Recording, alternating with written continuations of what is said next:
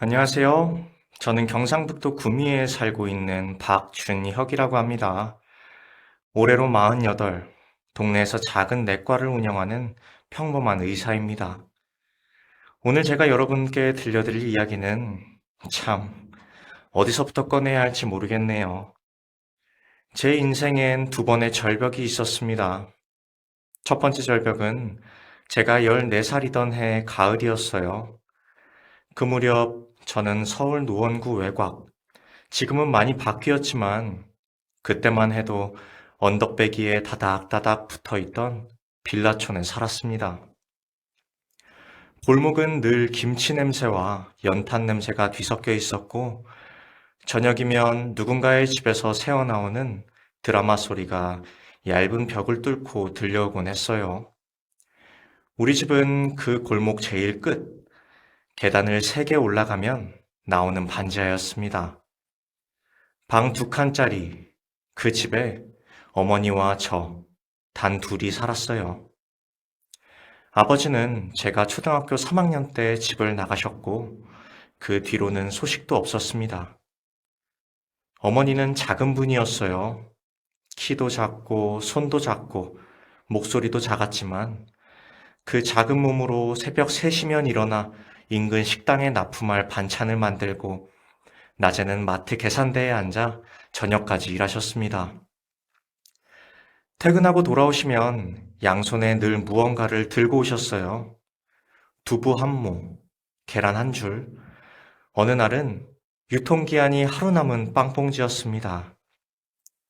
사오신 걸 부엌 식탁 위에 내려놓을 때마다 어머니 손목에서는 파스 냄새가 풍겼고 그 냄새를 맡으면 저는 왠지 밥이 잘 넘어가지 않았습니다. 그러던 어느 날이었어요.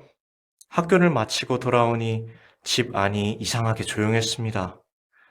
보통은 어머니가 먼저 퇴근하셔서 국이라도 끓이고 계셨는데 그날은 신발도 없었고 불도 꺼져 있었어요. 저는 가방을 내려놓고 숙제를 펼쳤다가 다시 덮었다가 시계를 봤다가를 반복했습니다. 7시가 지나고 8시가 됐을 때 드디어 현관문이 열렸는데 어머니 혼자가 아니었습니다.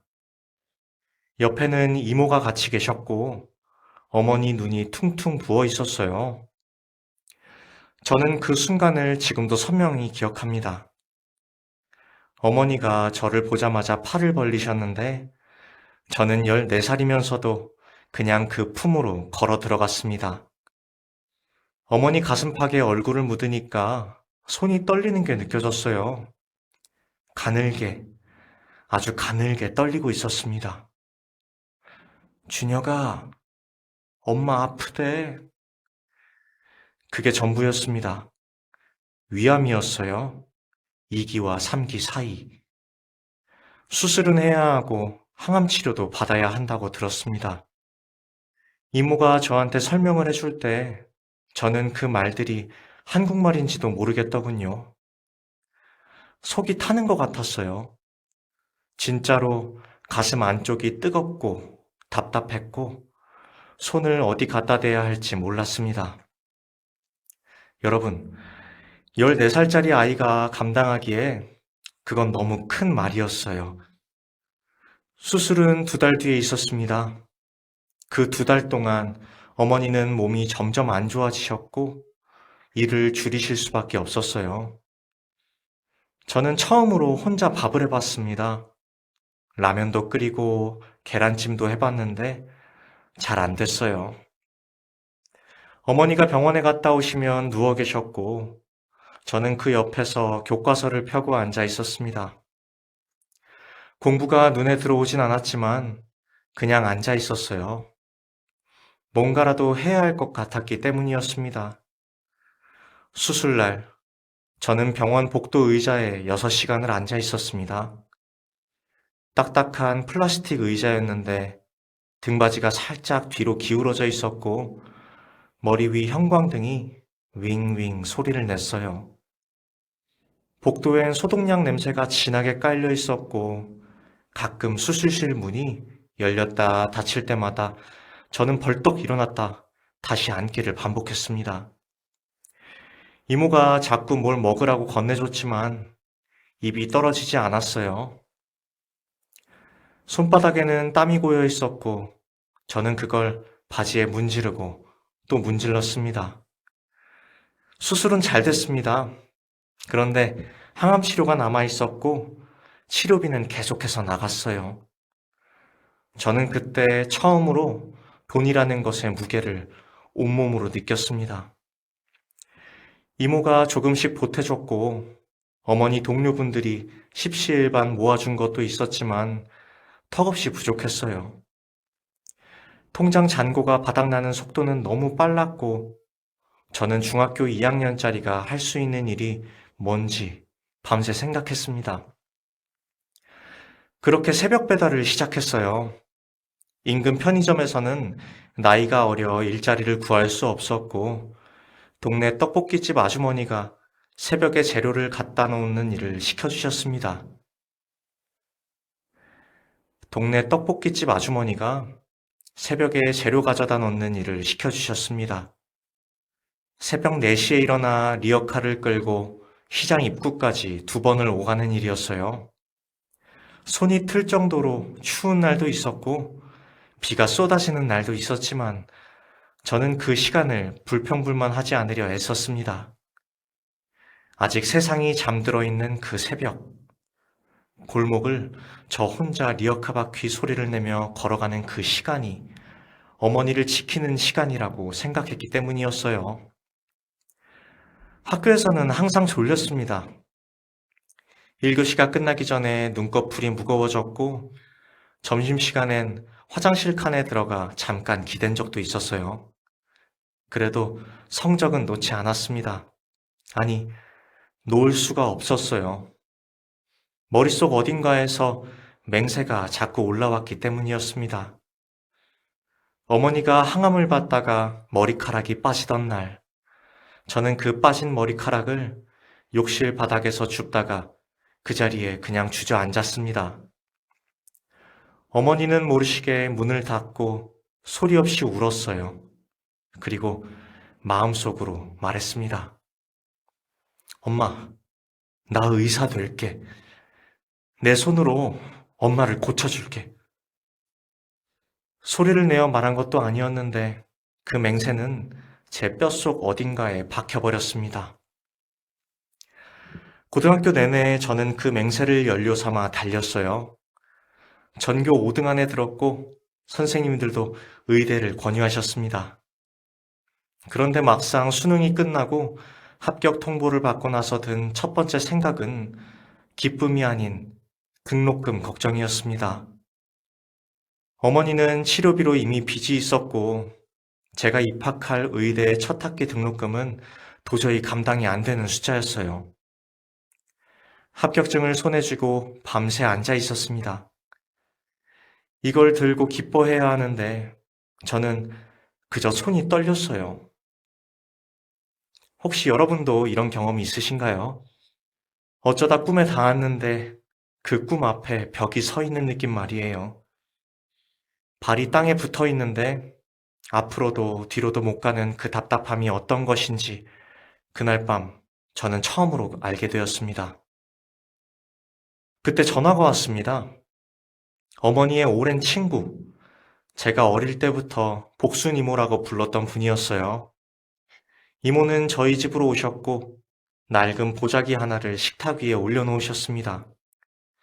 보자기를 펴니 작은 봉투들이 여러 개 나왔어요. 전부 현금이었고 이모는 말씀하셨습니다. 이거 내가 20년 동안 모은 거야. 준혁이 너 주려고 모았어. 받아. 저는 고개를 들지 못했습니다. 눈물이 너무 많이 나왔기 때문이에요. 이모 손이 제 두 손을 꼭 감쌌고 그 손은 거칠었지만 따뜻했습니다. 어머니도 울고 이모도 울고 저도 울었어요. 그날 그 식탁 위에서 세 사람이 함께 울었습니다. 덕분에 저는 의대에 들어갔고 졸업했고 전문의가 됐습니다. 개천에서 용이 난 게 맞죠. 그런데 저는 용이 됐다고 생각한 적이 없었어요. 그냥 빚을 진 사람이 됐다고 생각했습니다. 복순이모한테도 어머니한테도 그리고 저를 모른 척하지 않았던 세상 모든 손길에게도 빚을 졌다고 느꼈어요. 그 빚을 갚는 방법은 단 하나밖에 없다고 믿었습니다. 받은 것을 다시 누군가에게 건네는 일이었어요. 그 믿음이 제 삶을 붙잡아 줬습니다. 적어도 두 번째 절벽이 오기 전까지는 그랬어요. 그 절벽을 말씀드리려면 먼저 제가 얼마나 행복했는지를 먼저 말씀드려야 할 것 같아요. 전문의가 되고 32살에 지금의 아내 민정이를 만났습니다. 아내는 같은 병원 원무과에서 일했는데 처음 봤을 때부터 목소리가 따뜻한 사람이라는 걸 느꼈어요. 크게 웃지 않아도 눈가에 주름이 잡히는 사람이었고 남의 말을 끝까지 들을 줄 아는 사람이었습니다. 저처럼 어두운 골목을 걸어온 사람한테는 그런 온기가 얼마나 크게 느껴지는지 여러분은 짐작이 가시나요? 저는 그 사람 곁에 있으면 오래된 긴장이 조금씩 풀리는 느낌이었습니다. 결혼하고 2년 뒤, 딸 서연이가 태어났어요. 서연이는 태어날 때부터 남달랐습니다. 돌도 되기 전에 혼자 일어서려 했고, 걷기 시작하자마자 뛰었어요. 유치원 운동회 때 선생님이 전화를 주셨는데, 하시는 말씀이 이 아이 달리기가 좀 심상치 않다고 하셨습니다. 초등학교 3학년 때 육상부에 들어갔고, 6학년 때는 전국 소년체전 예선을 통과했어요. 100m를 달리는 서연이를 처음 직접 본 날, 저는 관중석에서 말을 잃었습니다. 출발 신호가 울리는 순간 아이의 몸이 앞으로 기울며 땅을 박차는 그 찰나. 다리가 뻗어나가는 폼이 어찌나 자연스럽고 거침이 없던지. 저는 그게 제 딸인지도 잊고 그냥 한참을 바라봤어요. 결승선을 가장 먼저 끊고 숨을 고르는 서연이가 관중석을 향해 손을 흔들었는데 그게 저한테 흔드는 손인 걸 알면서도 눈물이 먼저 났습니다. 가슴 한복판이 꽉 차는 느낌이었어요. 세상에서 가장 행복한 아버지가 된다는 게 이런 건가 그런 생각을 했습니다. 중학교에 올라가서도 서연이는 계속 달렸어요. 새벽 5시에 일어나 운동장을 돌고 학교 수업을 마치면 다시 트랙으로 나갔습니다. 그 성실함이 저는 때로 마음이 쓰이기도 했어요. 쉬어도 된다고, 힘들면 말하라고 했는데 서연이는 웃으면서 이렇게 말했습니다. 아빠, 나 달릴 때 하나도 안 힘들어. 오히려 이게 쉬는 거야. 그 말을 들을 때 저는 웃었지만 동시에 어린 시절 새벽 리어카를 끌던 제 모습이 떠올랐어요. 저는 그 시간이 버거웠는데 이 아이는 진짜로 달리는 게 숨구멍이구나 싶었습니다. 서연이는 저와 달랐어요. 더 맑고 더 밝았습니다. 그게 얼마나 다행인지 몰랐어요. 고등학교 입학식 날, 아내와 저는 교문 앞에서 서연이 사진을 찍어줬습니다. 교복이 조금 컸는데 서연이는 소매를 한번 접어 올리고 카메라를 향해 활짝 웃었어요. 그 웃음이 어찌나 환했는지 저는 지금도 그 사진을 떠올리면 가슴 어딘가가 조여드는 걸 느낍니다. 그게 마지막으로 찍은 교복 사진이었거든요. 입학하고 2달이 지난 5월의 어느 저녁이었습니다. 서연이는 훈련을 마치고 집으로 돌아오는 길이었어요. 인도가 좁은 골목길, 가로등이 아직 켜지지 않은 이른 저녁 무렵이었습니다. 차가 인도로 올라왔고 서연이는 그 자리에서 쓰러졌어요. 운전자는 멈추지 않았습니다. 제가 병원에서 연락을 받은 건 응급실 전화였어요.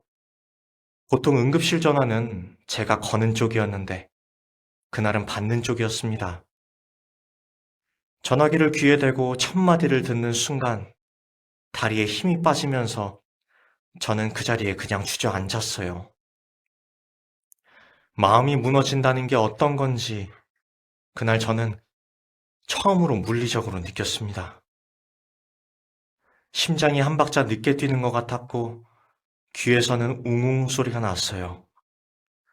복도 벽에 등을 기대고 그냥 숨만 쉬었습니다.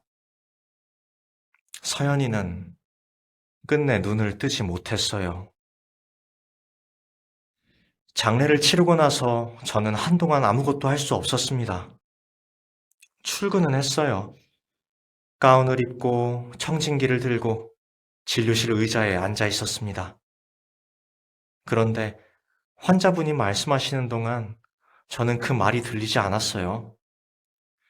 눈은 차트를 보고 있는데 머릿속에는 서연이의 운동화가 계속 보였습니다.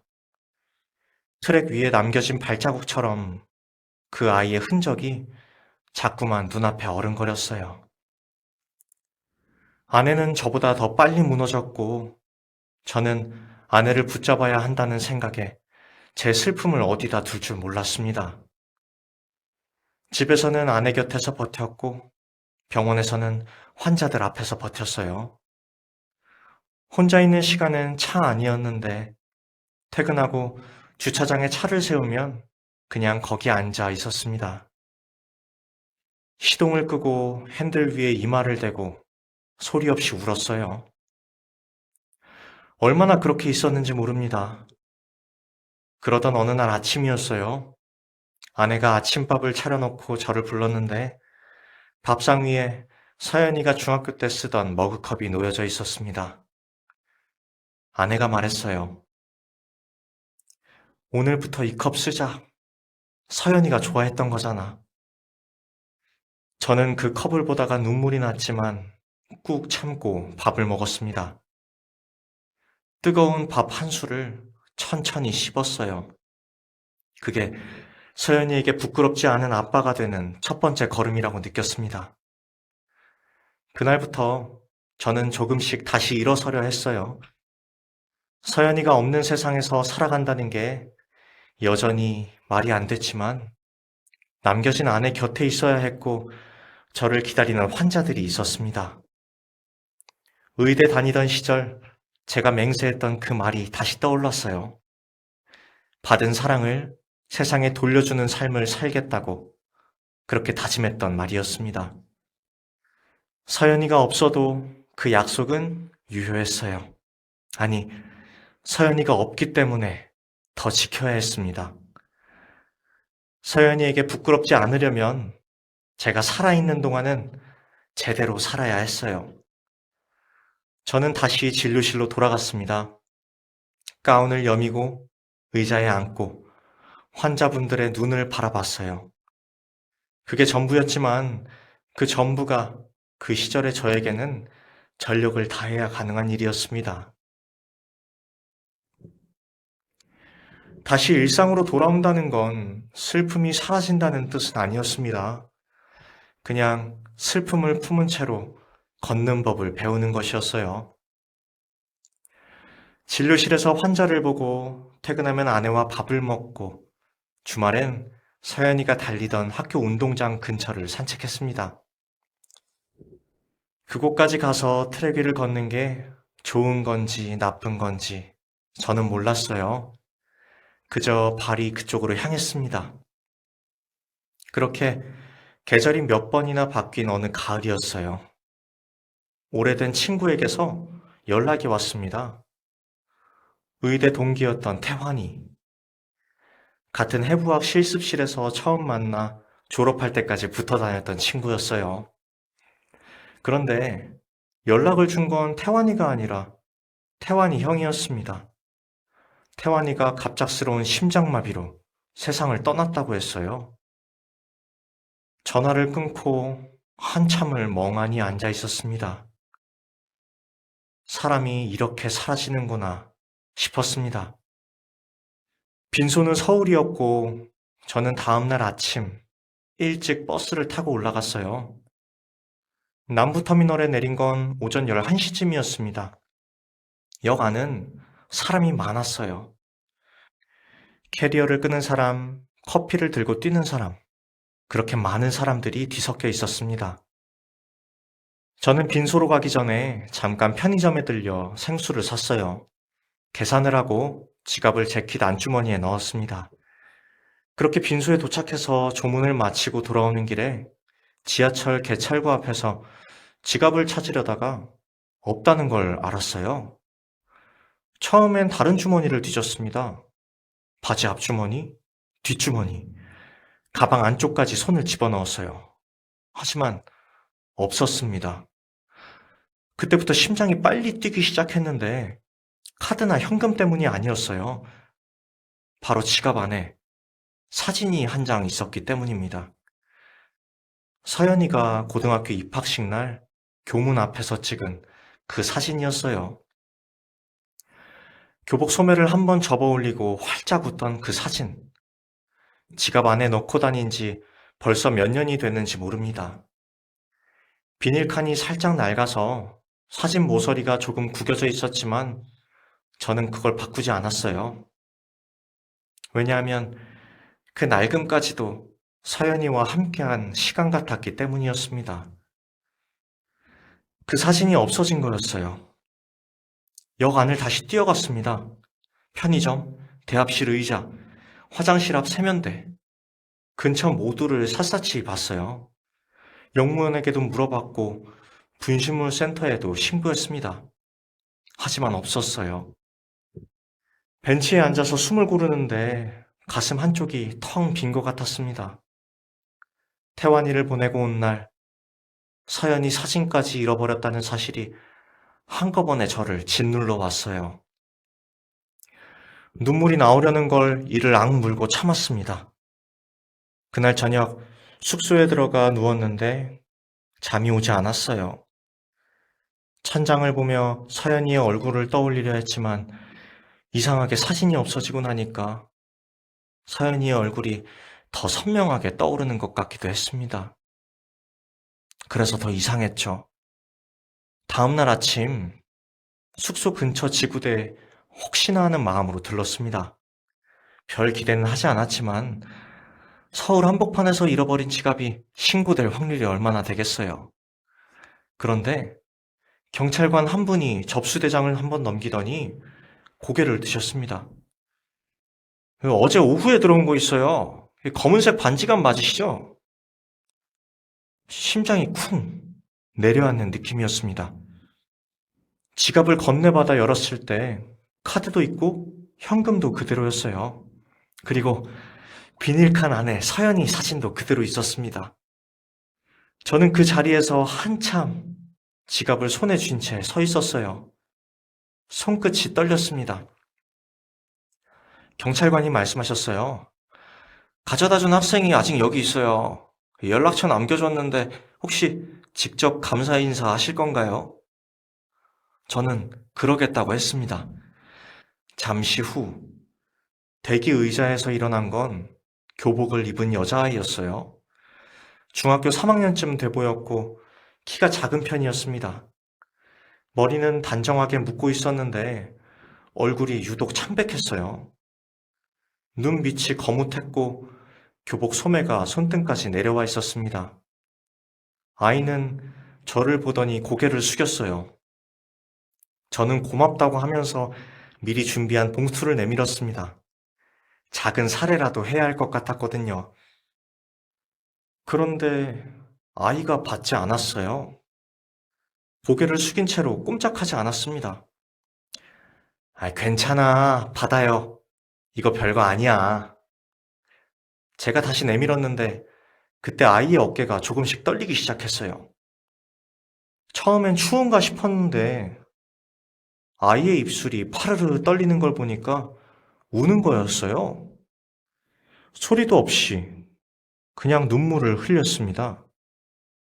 저는 당황했어요.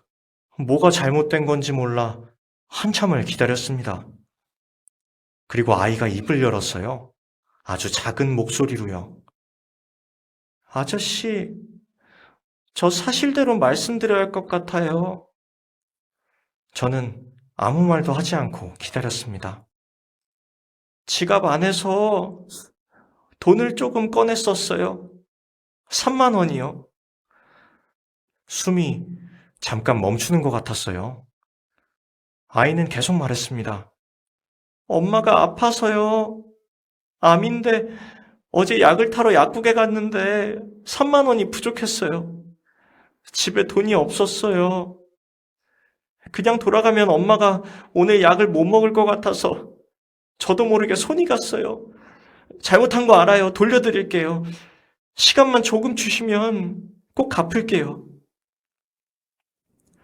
아이는 그 말을 다 하고 나서 입술을 꽉 깨물었습니다. 눈물이 턱끝까지 흘렀지만 손으로 닦지도 못했어요. 그냥 서 있었습니다. 여전히 고개를 숙인 채 말이죠. 저는 그 아이 앞에서 할 말이 없었습니다. 화가 나지 않았어요. 3만 원이 아깝지도 않았습니다. 다만 가슴 어딘가에서 뭔가가 조여드는 느낌이었어요. 이 아이가 낯설지 않았거든요. 새벽에 리어카를 끌던 14살의 저 자신과 어딘가 겹쳐 보였어요.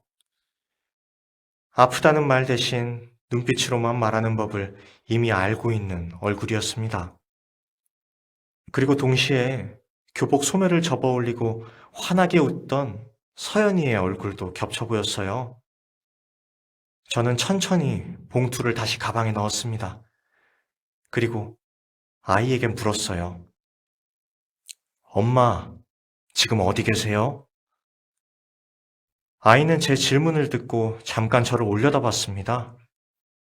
눈이 빨갛게 부어 있었고 속눈썹이 눈물에 젖어 뭉쳐 있었어요. 저를 경계하는 눈빛이었는데 그 안에 피로가 가득했습니다. 어른도 버티기 힘든 무게를 이 작은 어깨가 얼마나 오랫동안 지고 있었는지 저는 그 눈빛 하나로 짐작이 됐어요. 집에 계세요. 많이 편찮으셔서 잘 못 나오세요. 아이가 짧게 대답했습니다. 저는 고개를 끄덕이고 말했어요. 제가 의사인데 한번 봐드려도 될까요? 제가 같이 가도 되겠어요? 그 아이의 이름은 지민이었습니다. 처음엔 고개를 저었어요. 낯선 어른을 집에 들이는 게 불안했겠죠. 당연한 반응이었습니다. 저는 서두르지 않았어요. 지구대 경찰관분 한 분이 옆에서 괜찮은 분이라고 걱정 말라고 한마디 해주셨고, 지민이는 잠시 바닥을 보다가 작게 고개를 끄덕였습니다. 지민이가 앞서 걷고 저는 뒤를 따라갔어요. 역에서 버스를 한번 타고 내려 골목길을 한참 걸었습니다. 가을 햇살이 골목 담벼락에 비스듬히 걸려 있었는데 그 골목이 제가 자라던 노원구 골목과 어딘가 많이 닮아 있었어요. 담장 밑에는 고양이 밥그릇이 있었고 벽에는 색이 바랜 낙서가 지워지다 만 채로 있었습니다. 지민이는 걷는 내내 말이 없었어요. 저도 말을 걸지 않았습니다. 이 아이에게 지금 필요한 건 말이 아니었으니까요. 골목 제일 끝에 낡은 빌라가 있었습니다. 외벽 페인트가 군데군데 벗겨져 있었고 계단 손잡이가 녹슬어 있었어요. 지민이는 계단을 내려갔습니다. 철문을 열자 찬 공기가 먼저 나왔습니다. 습기가 섞인 냄새였고 양냄새가 그 위에 얹혀 있었어요. 천장이 낮았고 창문은 작았는데 창문 위로 골목 바닥이 보였습니다.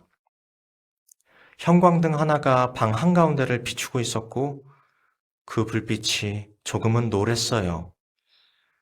방 안쪽 이불 위에 한 여자분이 누워 계셨습니다. 눈을 감고 계셨는데 인기척에 천천히 눈을 뜨셨어요. 볼이 홀쭉했고 손목이 이불 밖으로 나와 있었는데 뼈가 선명하게 보였습니다. 지민이가 먼저 들어가 말했어요. 엄마, 나야. 아저씨 의사 선생님이래. 그래서 같이 왔어.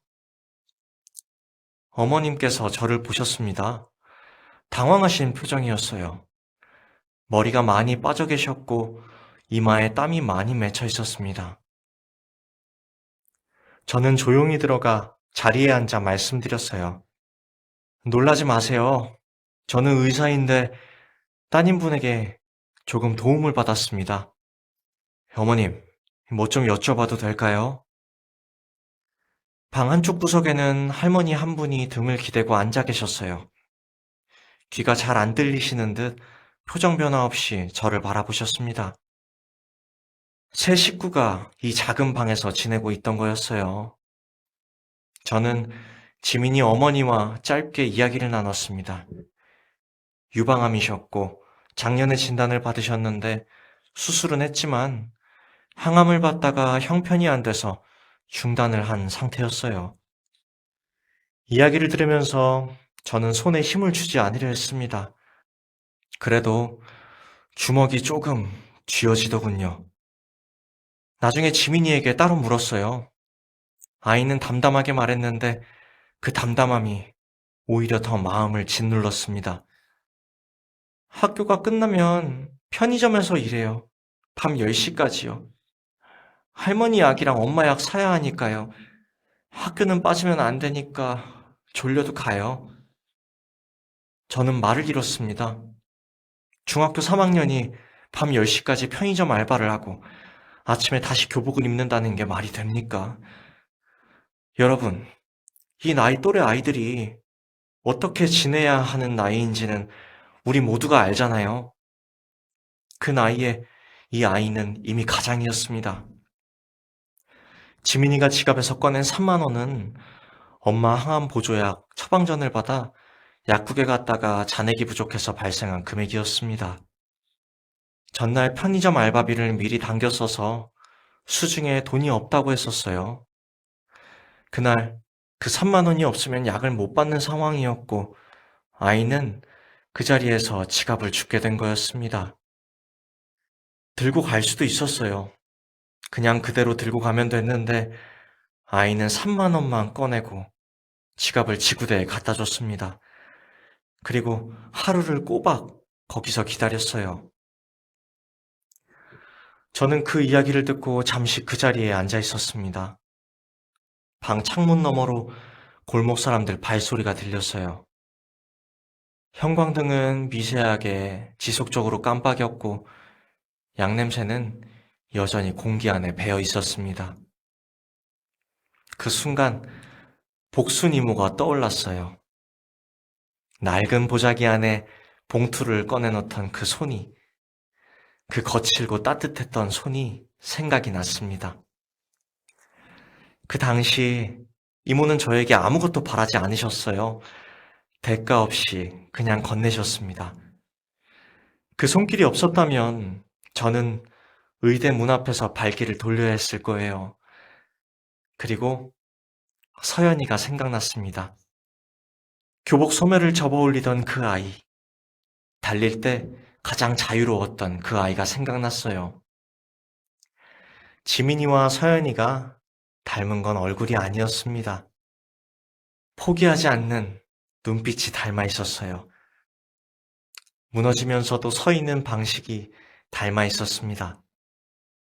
저는 그날 밤 구미로 내려오는 기차 안에서 아내에게 전화를 했어요. 아내는 제 이야기를 끝까지 들었습니다. 말을 끊지 않았어요. 제가 말을 모두 끝내고 난 뒤 잠깐의 침묵이 흘렀고 아내가 말했습니다. 데려와요. 우리가 할 수 있는 거 해요. 그 말뿐이었어요. 저는 전화기를 쥔 채 창밖을 바라봤습니다. 어두운 차창에 제 얼굴이 비쳤는데 오랜만에 표정이 조금 풀려 있었어요. 다음 날 저는 아내와 긴 이야기를 나눴습니다. 지민이 어머니가 치료를 제대로 이어갈 수 있도록 치료비를 후원하기로 했어요. 그리고 지민이가 알바 대신 공부를 할 수 있도록 생활비도 보태기로 했습니다. 거창한 결심이 아니었어요. 그냥 우리가 받은 것을 이 아이에게 건네는 거라고 생각했습니다.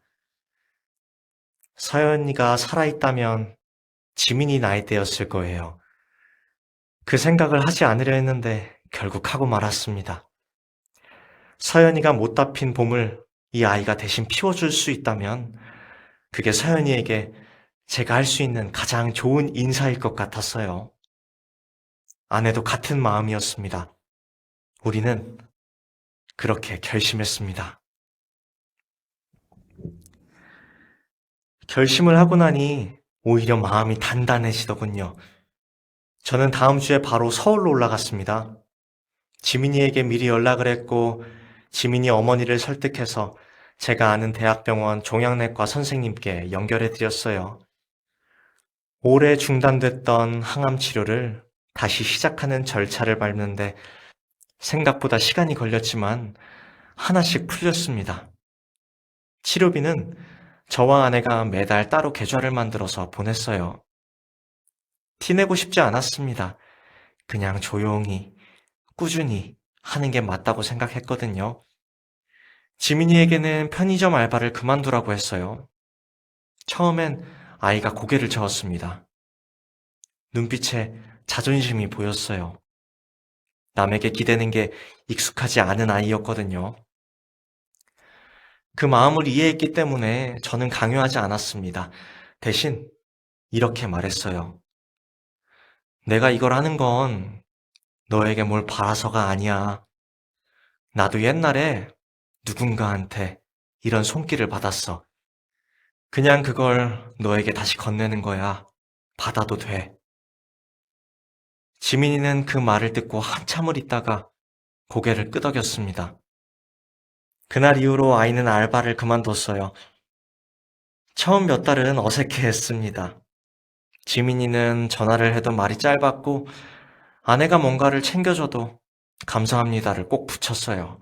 마치 손님처럼 굴었달까요? 그런데 아내는 워낙 자연스럽게 사람을 대하는 사람이었습니다. 어느 날은 지민이에게 갑자기 전화해서 이렇게 말했대요. 지민아, 나 된장찌개 끓이는데 두부가 부족해. 근처 마트 좀 들러줄 수 있어? 심부름이었어요.